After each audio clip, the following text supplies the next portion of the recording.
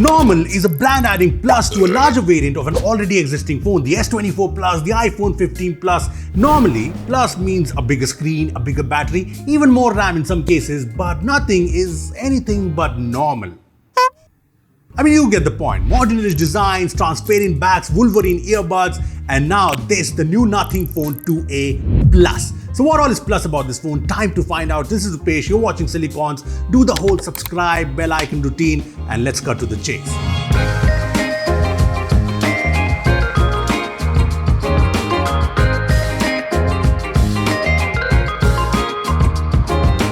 Okay, addressing the elephant in the room, the screen is the same from the Nothing Phone 2A. It's not bigger, and honestly I didn't expect it to be. Already at 6.7 inches, not sure who wants bigger, but yeah, this comes in two new shades, a grey and a black, and they have this new metallic finish even in the buttons, and that gives it a sort of a more industrial look. But apart from this, everything remains unchanged. Now, people online obviously had some expectations, but the reality, however, let's just get our tissues ready. God. For the tears, man. Tears. Oh, okay.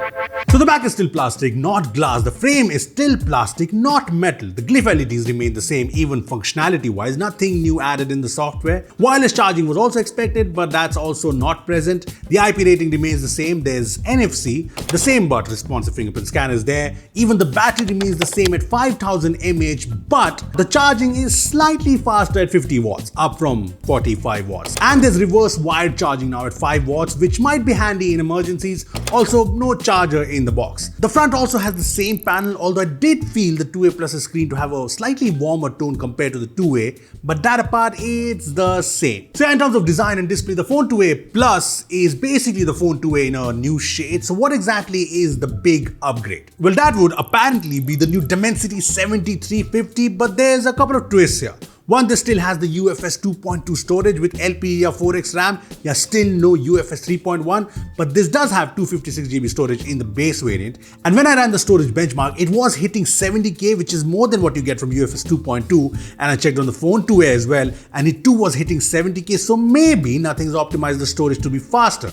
Kind of like the Moto H50 Pro. Anyway, coming to the chipset, the 7350 is the 7200 with a higher clock speed. I mean, it's got the same core, same GPU, but the performance cores are clocked at 3 GHz and the GPU is clocked higher too. Now, when I ran the benchmarks, I noticed that the CPU scores only have a slight jump, very marginal, and the GPU scores are what gets the bigger bump, and yes, the stability remains great. And the overall Antutu score also shows you that while the 7350 is an upgrade, it's not a huge one.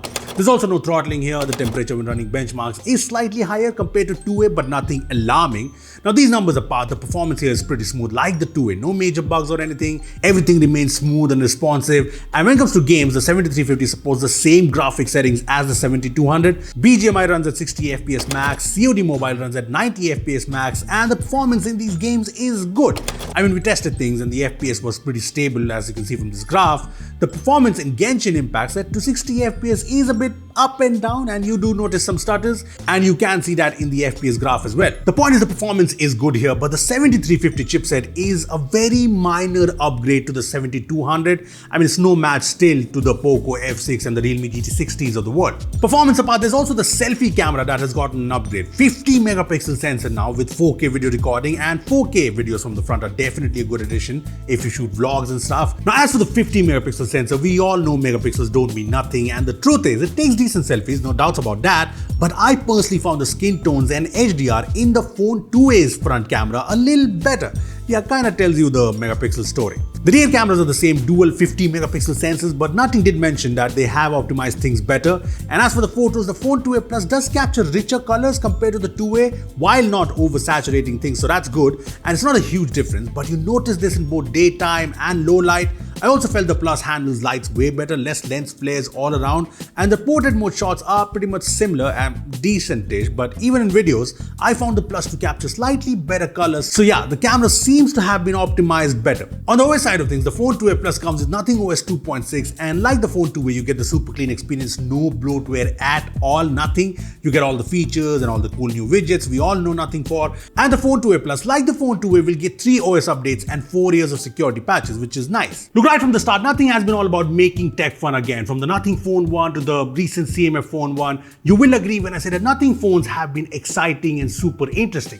And I personally feel all of this has kind of raised the bar of expectations too high from every single Nothing product, so much so that the new Nothing Phone 2A Plus feels kind of meh, lazy. I mean, the performance upgrade is not that big of a deal. The 5-watt bump in charging is, well, just a 5-watt bump. The 50 megapixel selfie camera, again, isn't something we really wanted, which honestly leaves me with two options. Either go for the Nothing Phone 2, which goes for 28K, 29K during sales and is just way better, or just save up some money and get the non-Plus 2A instead. Look, like I said, normally a Plus is added for more screen, larger phone, bigger battery, etc. Pro or Ultra is added for better hardware overall, a killer phone in that segment. This, on the other hand, is neither a Plus nor a Pro Ultra, and I can't even call it a special edition phone anymore because of the chipset upgrade. So what exactly is this?